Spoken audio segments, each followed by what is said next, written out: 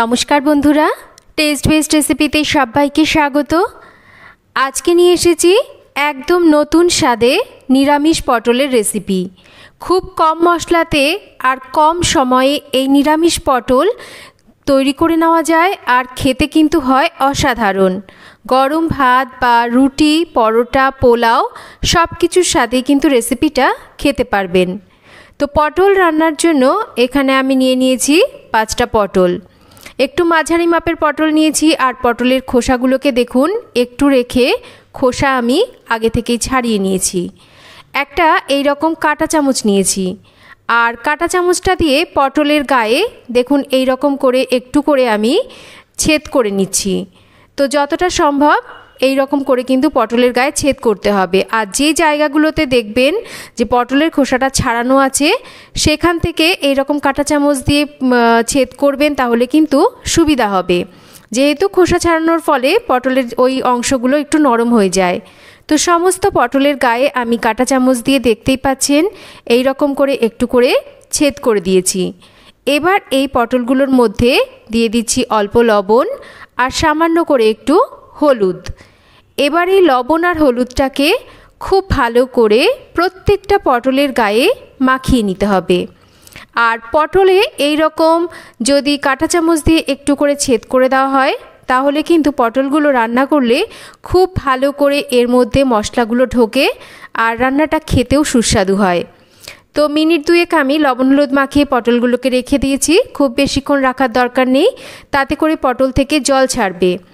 এবার আমি তেল গরম করে নিয়েছি। রান্নাটা করতে কিন্তু খুব একটা তেলের দরকার হয় না। তেলটা গরম হলে এবার লবণ হলুদ মাখিয়ে নেওয়া পটলগুলোকে আমি মিনিট দুয়েক নাড়াচাড়া করে নিয়ে কম আঁচে ঢাকা দিয়ে পটলগুলোকে ভেজে নিচ্ছি। দেখুন একটু ঢাকা দিয়ে কম আঁচে পটলগুলোকে যদি এই রকম করে ভেজে নেওয়া হয় পটল খুব তাড়াতাড়ি সেদ্ধ হয়ে যায়। যেহেতু গোটা গোটা রান্না করছি তাই এই রকম করে করলে কিন্তু খুব তাড়াতাড়ি পটলগুলো সেদ্ধ হয়ে যায়। আর রান্নাটা যেহেতু খুব কম তেলে করছি তাই আলাদা করে কিন্তু তেল দিচ্ছি না। পটলগুলোকে একটু ভেজে নেওয়ার পর একটু সাইড করে সরিয়ে নিচ্ছি। এবার ওই তেলের মধ্যে আমি ফোড়নে দিচ্ছি থেতো করে নেওয়া গোটা গরম মশলা আর তার সাথেই দিচ্ছি থেতো করে নেওয়া কাঁচা লঙ্কা আর অল্প করে একটু আদা বাটা। এবার আদা কাঁচা লঙ্কা বাটা দিয়ে পটলটাকে একটু মিনিট খানেক আমি এই রকম কষিয়ে নিলাম। এখানে নিয়েছি টক দই। টক দইয়ের পরিমাণটা একটু বেশি দিতে হবে, যেহেতু এই রান্নাতে কিন্তু অন্য কোনো মশলাপাতি সেই রকম একটা ব্যবহার আমি করব না। দিয়ে দিচ্ছি এখানে ঝালের জন্য আরও একটু লঙ্কার গুঁড়ো দেব, এখানে অল্প একটু হলুদ আর তার সাথে স্বাদ মতন একটু মিষ্টি দেব টেস্টটাকে ব্যালেন্স করার জন্য।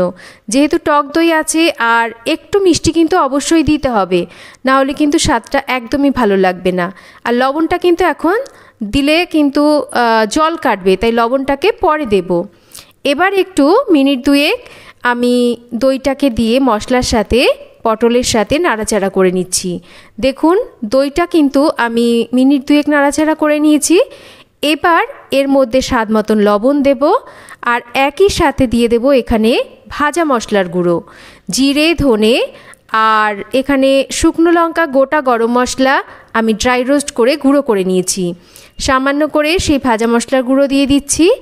এবার ভালো করে পটলের সাথে একটু মিশিয়ে নিচ্ছি। আলাদা করে কিন্তু জল দেওয়ার একদম দরকার নেই।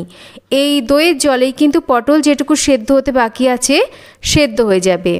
এবার একদম কম আঁচে ঢাকা দিয়ে আমি রান্না করছি যতক্ষণ না পটলগুলো ভালো করে সেদ্ধ হচ্ছে।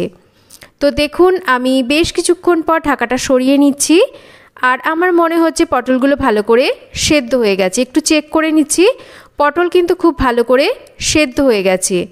আর দেখুন গ্রেভিটাও কিন্তু একদম গামাখো হয়ে গেছে, দই থেকেও কিন্তু বেশ খানিকটা তেল ছাড়ে। তাই এই রান্নায় কিন্তু খুব বেশি তেল দেওয়ার দরকার নেই, অল্প তেলেই কিন্তু রান্নাটা করে নেওয়া যায়।